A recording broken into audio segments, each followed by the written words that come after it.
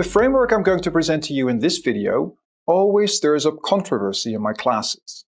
That's because it seems to suggest that some people are more important to the organization than others, and should therefore be treated better than others. What do you think?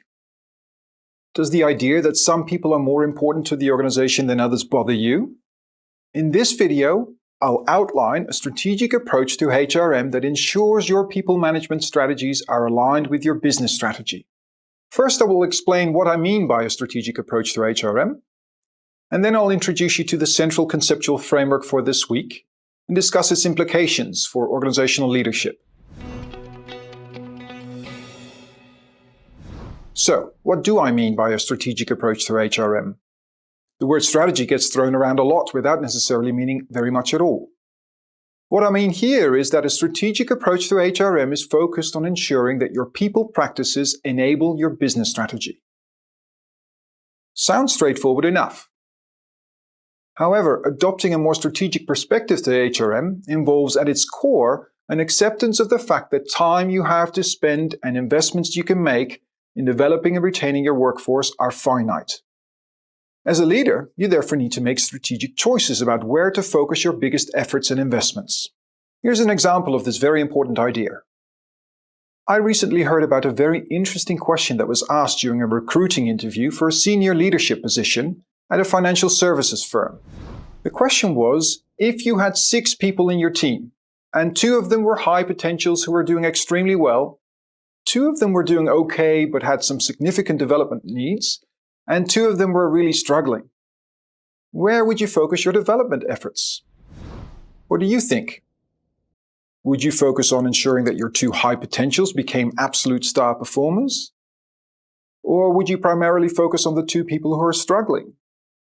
Or would you try and spread out your time evenly across all 6? From an overall team performance perspective, I would personally focus on the middle 2, because by focusing on them, I could develop a team of 4 very strong performers. However, this is not necessarily the best answer. It all depends on your priorities as a leader. What is important about this question is that it forces you to consider the reality that you have limited time and resources at your disposal, and that you therefore need to make strategic choices about where to focus your development efforts. This may strike some as unfair, but it's not dissimilar to spending more effort and money on retaining your largest, most important customers, which everyone would accept as logical and normal. What does a more strategic approach to HRM look like? Professors Lepak and Snell have developed a powerful framework for determining which roles are most strategically critical to your organization and how to adjust your HR approach for different types of roles. The consulting company AWS has taken this framework and developed it into a more refined tool, which is now known as workforce segmentation. On the horizontal axis, you see strategic centrality.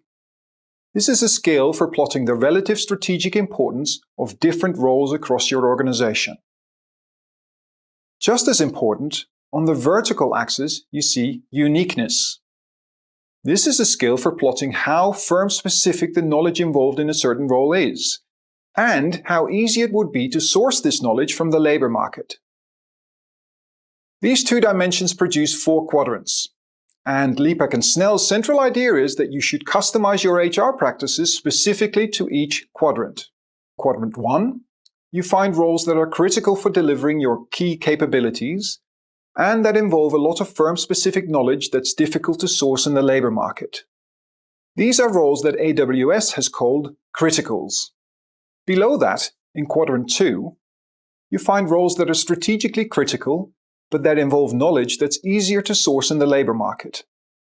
These are what AWS calls professionals. Moving on, in Quadrant 3, you see what AWS calls doers.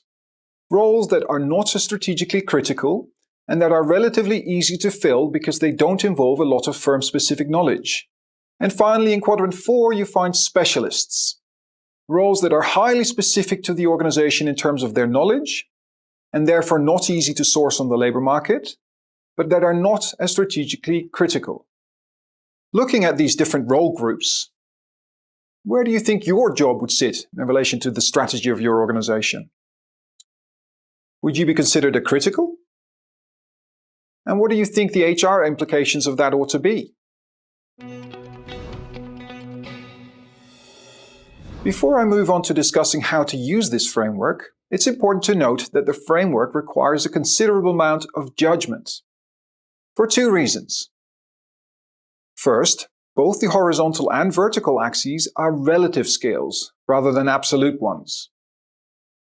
So rather than asking, is this role strategically important or not, you need to ask, which roles are most critical for our key capabilities? If you don't do this, then you're likely to conclude that every role in the organization is important, which doesn't help you differentiate your HR approach. And the second reason why this framework requires judgment is because it can be somewhat subjective. What is more or less strategically critical or more or less unique can be a matter of opinion. Of course, there are surveys and scales that can help you with plotting the roles into this framework. But these are really just support tools. In the end, your leadership judgment is crucial.